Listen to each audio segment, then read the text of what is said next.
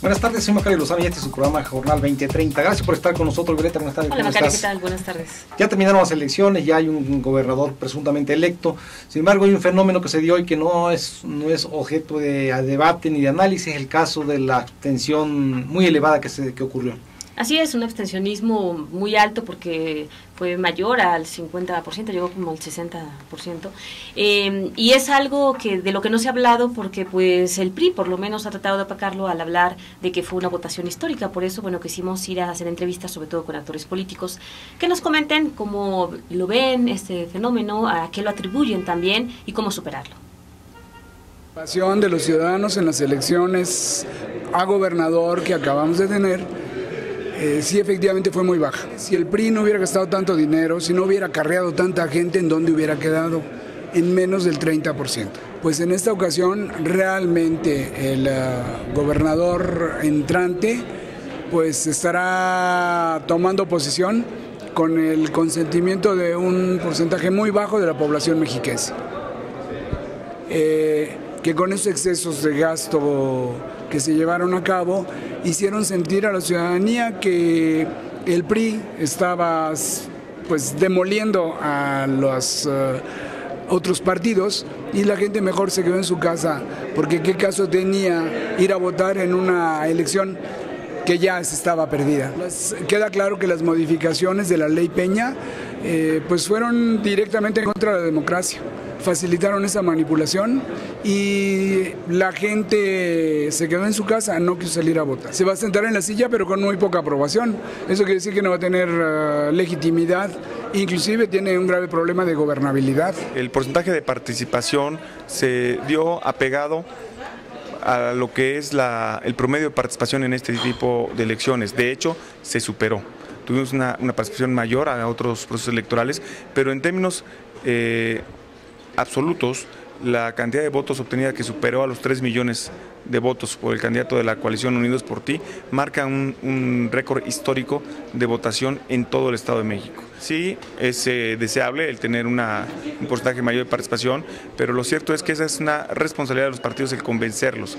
En el caso del PRI, al haber obtenido esta votación, queda claro que convenció al electorado. Y bueno, la votación que se cayó fue de otros partidos que no, los votantes que simpatizan con otras opciones políticas, que no vieron en sus candidatos una opción atractiva y que en consecuencia eso les llevó a la abstención, a preferir no votar. De ninguna manera esto reduce el margen de legitimidad de un gobernante, sino que por el contrario, la legalidad con la que se ha llevado esta elección muestra pues el grado, la contundencia de un gobierno fuerte, un gobierno legítimo, un gobierno que tendrá muchos resultados. Legalidad. En la legalidad es un instrumento, es un mecanismo fundamental para adquirir legitimidad.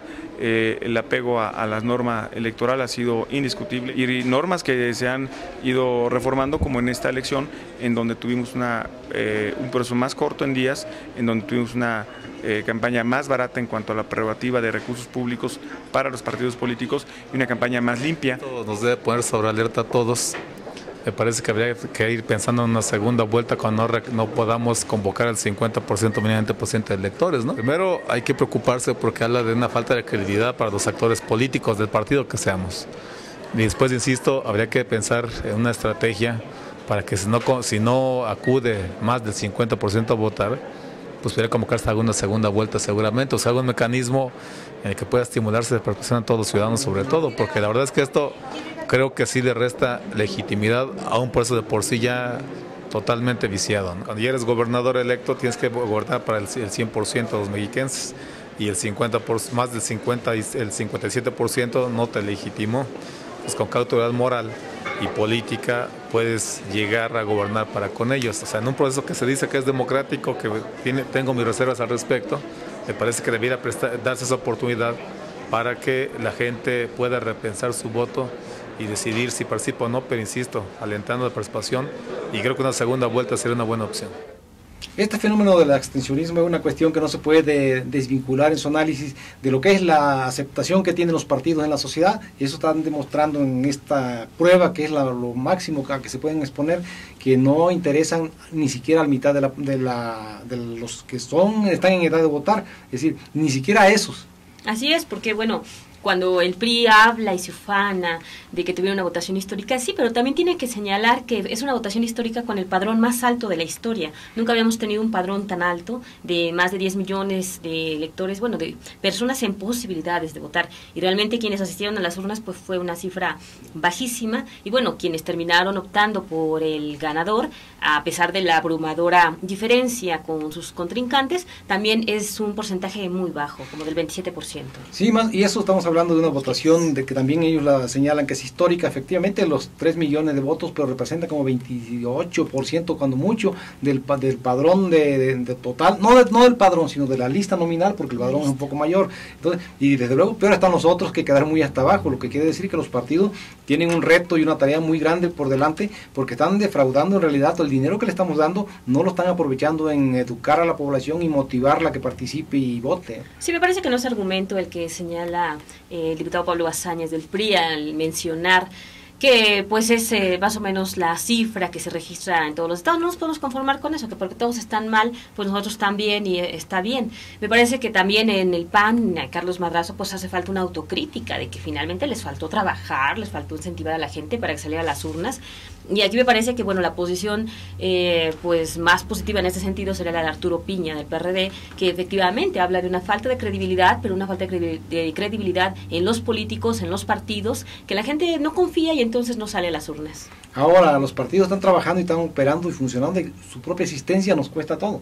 O sea, no es una cuestión de que podemos ser indiferentes a lo que está ocurriendo. Ellos son ineficaces en la búsqueda del voto y en el convencimiento a los electores para que acudan a las urnas, y esto no puede seguir así, porque de verdad, si bien es cierto que en otros estados también tienen niveles de abstención alto, aquí lo que se está gastando se gasta mucho más en términos medidos por empadronado, por votante.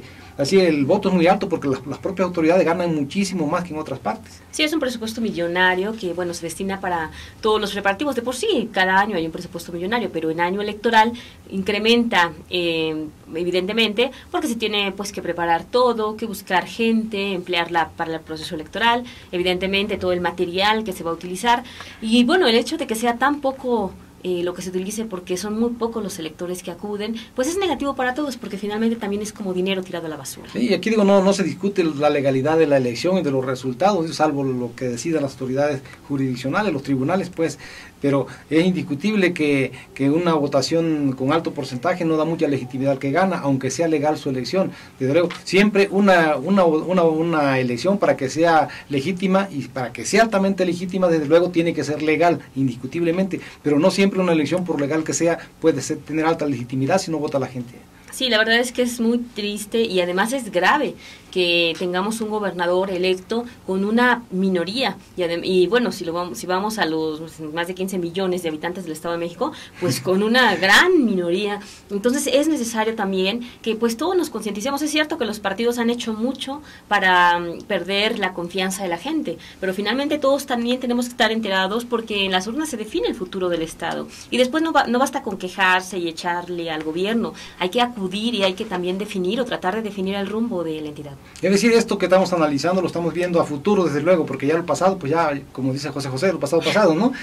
Pero sí vienen nuevas elecciones dentro de un año, y yo creo que los partidos tienen que ponerse a trabajar desde ahora para que conciten la confianza, la credibilidad y el interés de los votantes para que acudan a apoyarlos en sus urnas. De lo contrario, seguiremos con este alto nivel de abstencionismo que no es bueno, por más que también exista en otras partes, ¿no? Sí, vienen elecciones muy importantes en las cuales evidentemente puede haber una mayor votación porque se trata de definir integrantes de ayuntamientos que bueno, son autoridades más cercanas a la población, diputados locales y federales y por supuesto el presidente de la República, senadores, que bueno, también la presidencia de la República pues a veces jala mayor votación. Vamos a ver qué pasa, pero sí es importante que todos estemos conscientes, que todos estemos conociendo qué es lo que está sucediendo y bueno, si están de acuerdo a lo mejor con el gobernante que tienen o con el partido que gobierna, pues lo pueden ir a refrendar a las urnas y si no, pues también como un voto de castigo, porque finalmente el que exista abstencionismo sí es criticable en los medios, se habla de ello, pero a los partidos no les importa tanto, a los políticos tampoco, pueden echarle la culpa a todo el mundo y finalmente no pasa nada. Y yo creo que incluso les interesaría mucho si lo que reciben de prerrogativas se calculara en base a los votos a la votación que concitan, es decir, al número de votantes que que motivaron para que fueran a votar, y no con el padrón general, porque estamos dándole dinero por 10 millones y llevan a las urnas 4,5 millones. Entonces sí que deben, lo que los otros votos que no obtuvieron, a los que no convencieron, no tenemos por qué darle dinero por eso, ¿entiendes? Yo creo que hay que modificar la ley, porque la ley sí está establecida, sobre todo el padrón, pero deben tomarse como referencia lo que lograron, no lo que pueden lograr. Sí, es una ley bastante benéfica para los partidos y que a ellos aprovechan, evidentemente, porque las prerrogativas pues son millones de pesos que se les entregan para sus actividades y que, bueno, no siempre hay mucha transparencia incluso en cómo se están manejando y cómo se están gastando. Y también lo que tú dices, tiene razón, que la elección presidencial siempre genera mucho interés, pero también cuando la es más o menos reñida, que se espera reñida, es decir, cuando está muy desbalanceada, como ocurrió aquí, que de antemano se sabía que iba a ganar el PRI muy ampliamente, pues también desalienta la votación. Yo creo que por eso los partidos tienen que escoger buenos candidatos y trabajar mucho en la campaña, pero trabajar desde ahora, además, en su organización. Trabajar, claro, porque pues quizás sí, para los partidos va a ser más fácil encontrar líderes locales, ya que no tenían líderes estatales y tuvieron que traerles por lo menos la oposición de otras partes. Ahora vamos a ver si ponen buenos candidatos, eso les hace falta, por lo menos para que puedan recuperarse un poco más, porque peor que en el 2009 pues lo dudo mucho, y si les fuera peor, la verdad es que sería una catástrofe para toda la oposición, ¿no? Pero además yo creo que no deben de confiarse y esperar hasta que empiece la campaña electoral para trabajar. Ellos, la organización tiene que ser permanente, la tarea de afiliación tiene que ser permanente, pero además para eso les damos dinero. Los dineros que reciben del IEN es de nosotros, no es del IEN, y eso lo damos para que trabajen todo el tiempo y no trabajan todo el tiempo. Sí, lamentablemente no es así, pero bueno, vamos a un corte y volvemos con otros temas.